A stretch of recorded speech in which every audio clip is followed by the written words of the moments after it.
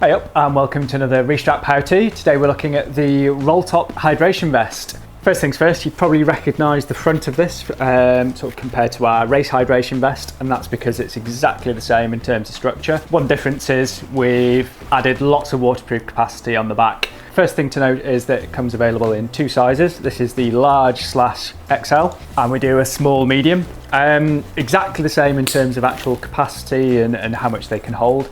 The only difference is the actual size of body it's designed to fit. If you're not sure what size, then we have got a full sizing chart on the website, but think of it as if you wear a small or medium jersey, you probably want the small medium. If you wear a large XL, then you want the large or extra large. Let's have a little look through the details as a whole, and then we'll run into a little bit more about how you might use it, when you might use it, what it's going to be useful for, and how to fit it as well.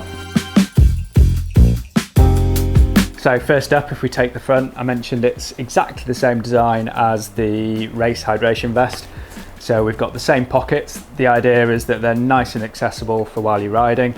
Got a stretchy pocket there and another one here on the right hand side. On the left, we've got another stretchy pocket, and this pocket here with waterproof zip has got a key clip in there, actually perfect for your phone. So the pocket is really water resistant, not 100% waterproof, but definitely will keep out the most of the rain.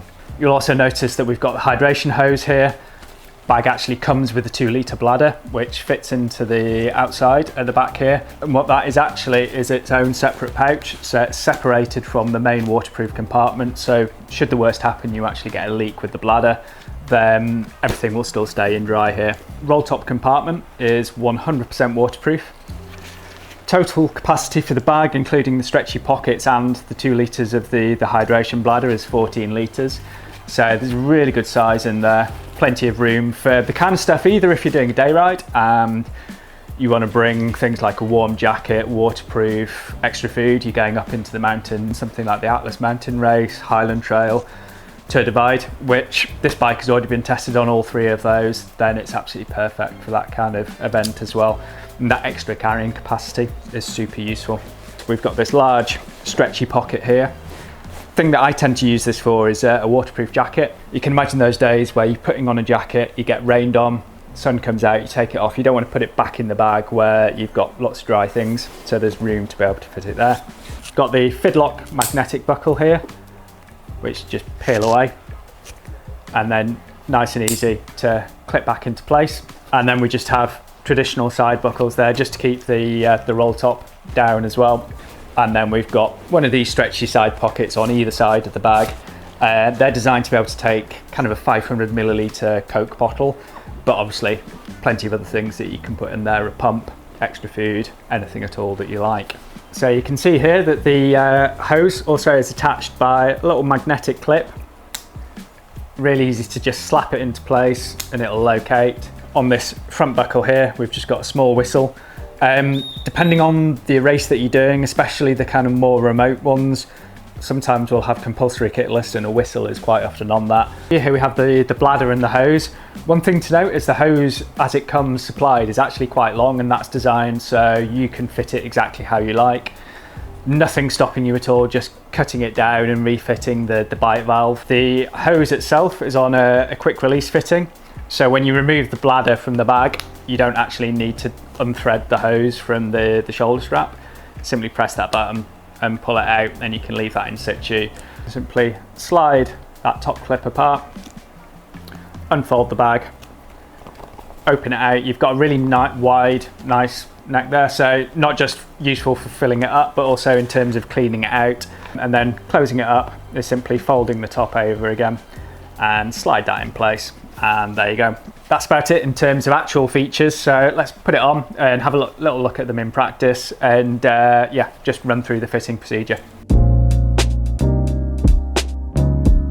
Okay, so quick change of clothes just to be able to show you the fitting process.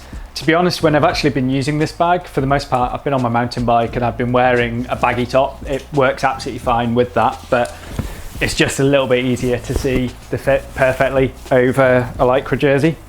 First thing that you want to adjust is these side straps. I've got a couple of nice thumb holes for them there, and snug those up into place. You don't want it to feel so restrictive that it's compressing your lungs, but actually you can snug those up really quite nicely. And what that then creates is instantly I can feel that it's moulding itself to my back, and it feels really stable already, and we've still got a few tweaks to do.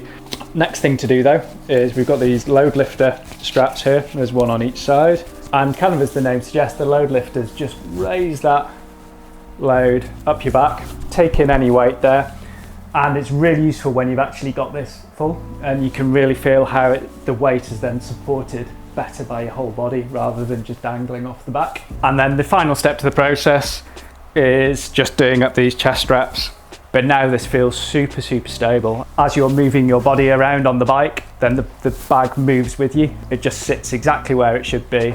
Doesn't compress you in any way, but still super solid and robust while doing it. Because it does sit up nice and high, then it still gives me access to the jersey pockets. So let's just run through, first of all, popping the hydration bladder into the pack. So there's this Velcro pocket at the rear, and just drop that down into the bag and just give it a little shuffle so it makes its way all the way down. We've just got a little piece of elastic with that toggle on the end there, and that slides into the top of the hydration bladder. And all that does is, as you drink the water, it stops the bladder from sliding all the way to the bottom of the bag. Just keeps it held up nicely there. Now, at the moment you can see this is routed over the right hand shoulder, and it was going to clip onto the left hand strap. Then there's absolutely nothing stopping you taking that out and routing it over the opposite shoulder any way at all that you want. This magnetic clip is on a little bracket, so you can swap that onto the other shoulder as well, so it's completely ambidextrous. So there we have it. The Rolltop Hydration Vest takes all of the really great features that won us awards for the race hydration vest and combines it with some extra capacity at the rear and creates a bag that is just, I think, super functional, really good if you're somebody who either is doing some big ultra races in remote terrain or actually just doing a ride where you don't want to carry quite so much stuff on the bike. This is the absolute perfect tool for the job.